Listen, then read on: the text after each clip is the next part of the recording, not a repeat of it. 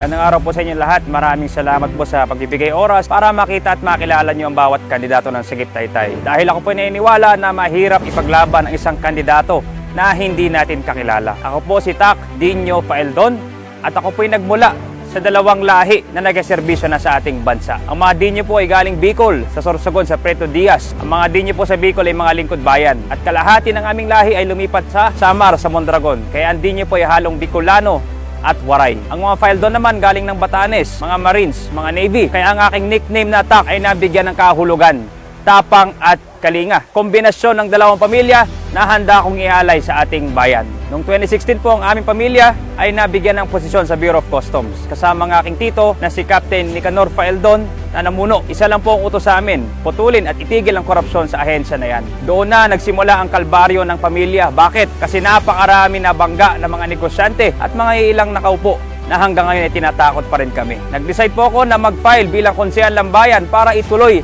ang laban na nasimulan ng aming pamilya dito naman sa ating bayan. Ang hawakan ko pong komite ay peace, order, and public safety ng ating bayan. Hindi man tayo naging sundalo tulad ng aming pamilya, ay napalaki po tayong disiplinado. So unang balak natin sa ating bayan ay magkaroon ng quick response unit na may matatawagan ng ating mga kababayan 24/7 handang magbigay ng tulong. At syempre kumpleto ang kagamitan.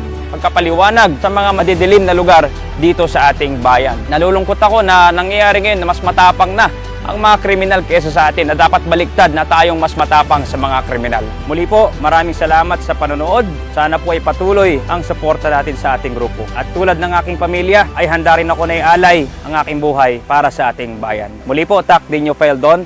Magandang araw po sa inyong lahat.